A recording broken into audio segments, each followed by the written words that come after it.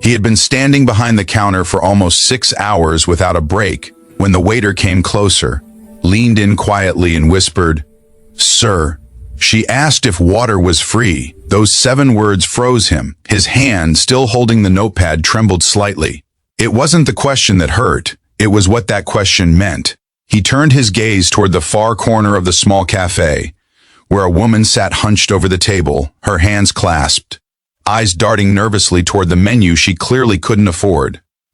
Her clothes were simple, her hair tied back hastily, and her face, though marked with exhaustion, carried an undeniable gentleness. For a long moment, he couldn't look away. Something about her silence, her hesitation, her quiet shame reminded him of his own past. The nights he, too, had gone hungry, but pretended he wasn't. Before we go deeper into this heart-touching story, take a moment. If you believe in kindness, second chances, and the quiet power of humanity, please like, comment, share, and subscribe to Soft Heart. Your support helps us share more stories that heal and inspire souls like yours.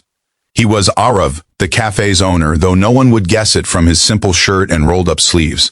He'd built the cafe from nothing, brick by brick, after losing nearly everything in a single cruel year. There was a time when life had been kind. He had a small business, a loving wife named Mira, and dreams of a cozy home filled with laughter. But fate, as it often does, had other plans. A sudden illness had taken Mira from him within months, leaving him with hospital debts that swallowed everything he owned. There were nights he slept in his shuttered shop, surviving on stale biscuits and cold water. When he finally reopened, it was in a small rented space at the corner of a forgotten street, a humble cafe where he served tea, sandwiches, and his memories. So when the waiter whispered those words, she asked if water was free. It wasn't pity that filled Aarav's heart. It was recognition. He walked toward her table, slow and steady, each step measured, as though not to startle her. She looked up the moment his shadow fell across her table, eyes wide, embarrassed. Before she could speak, he smiled softly and said, "Of course, water's free here. Everything good in this place starts with something free, like kindness." Her lips trembled as she tried to smile back, but failed. He noticed her fingers nervously playing with the edge of the napkin, and something inside him told him this woman had seen too much pain for her age. He gently placed a glass of water in front of her, clear and cold, and said, "Take your time. There's no rush here." Then he left her alone, but his mind didn't. Through the rest of the evening, he kept glancing in her direction. She didn't order anything for almost half an hour. Then, finally, she stood up, walked to the counter, and asked, almost apologetically, if she could just have a cup of tea. Her voice was soft, uncertain. "I'll pay when I can," she whispered, but before she could finish, he smiled again and said, "Tea first, payments later. That's how it works here." She hesitated, eyes glistening, but nodded and returned to her table. When he brought her the tea, she looked at him with a kind of gratitude that words could never capture. She cupped the warm glass like it was something precious, something rare. Aarav couldn't resist asking her name. She said quietly, "Naina." Over the next few days, Naina returned, not often, just once every week or two, always alone, always sitting at the same corner table by the window, looking out at the street like she was waiting for someone who might never come. She would order the cheapest item on the menu, a cup of tea or a single bun, and sit there for hours, lost in thought. Aarav never asked her too many questions, but he noticed things. The faint bruises on her wrist the first day, the tiredness that deepened each week, the way her hands sometimes shook when she reached for her cup. He'd seen that look before, the quiet strength of someone who was fighting an invisible war. One evening, as rain poured outside and the cafe filled with the scent of wet earth and cardamom, Naina stayed later than usual. When the last customer left and the lights dimmed, she came to the counter, clutching a small purse in her hand. She placed a few crumpled notes on the counter, barely enough to cover what she owed, and said softly, "Thank you for trusting me. Not many people do." Aarav looked at her and saw the raw truth behind her words. "You don't owe me anything," he said gently. "Just promise me one thing. When life gets better, help someone who needs it. That's the only repayment I want." Her eyes shimmered with tears she didn't let fall. "You sound like my father," she whispered.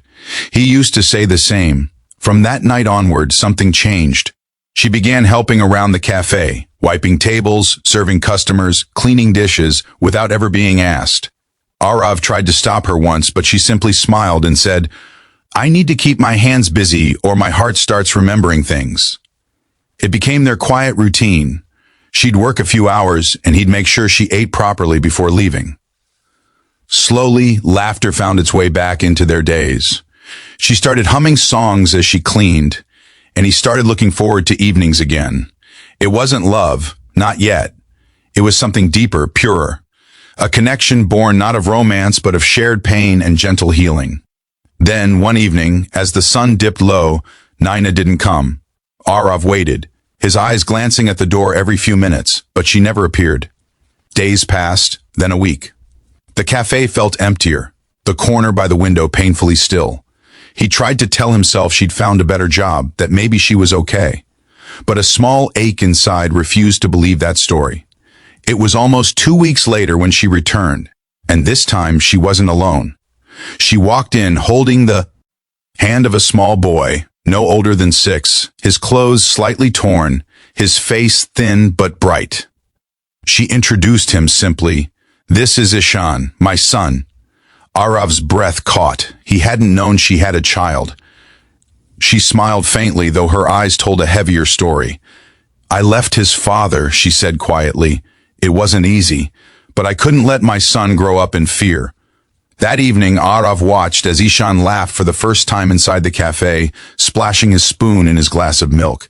And for the first time in years, Aarav felt a quiet joy bloom in his chest, a feeling that maybe kindness had finally come full circle. Over the next few months, the cafe became more than a business. It became a family. Naina and Ishan would arrive early in the morning, help with the setup, and stay till closing. The customers loved Naina's warmth and Ishan's innocent chatter.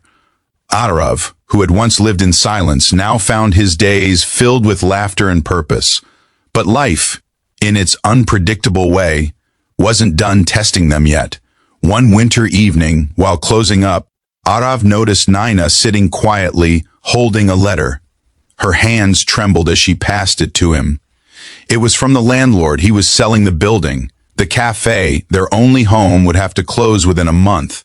Aarav stared at the letter, the world around him spinning. He'd barely managed to pay his bills. There was no way he could buy the place. For the first time in a long time, he felt helpless again. But when he looked at Naina, her calm, determined face, he realized something. He wasn't alone anymore. Together, they decided to fight back. They started a small campaign, Save the Little Cafe That Heals Hearts. They printed flyers, shared stories online, and soon the cafe's story began spreading across the town. Customers who had once been strangers now came forward to help. Old regulars returned, some bringing donations, others bringing words of support. One day, a man walked in, wealthy, well-dressed. He introduced himself. As an investor who'd read their story online, "I don't usually do this," he said, "but kindness like yours deserves a place to live." He offered to buy the building and let Aarav continue running the cafe, rent-free for a year. Aarav couldn't hold back his tears. Neither could Naina. When the paperwork was done, Aarav turned to the waiter, the same one who'd whispered those words months ago, and said with a smile, "Funny, isn't it? All this started because someone asked if water was free." That night, as they closed up, Naina stood beside him, looking out at the glowing sign of Soft Heart Cafe. "You know," she said softly, "sometimes it just takes one small act of kindness to rewrite an entire life." Aarav nodded, his heart full. "And sometimes," he replied, "it just takes one person brave enough to ask for water." If this story touched your heart, please like, comment, and share this video. Your small act of kindness helps our stories reach others who need hope today. Before we end, tell us in the comments, have you ever been helped by a stranger in a way you'll never forget? We'd love to hear your story below. Because sometimes the simplest questions, like "Is water free?" can begin the most beautiful stories of humanity. Soft Heart, where broken hearts learn to heal.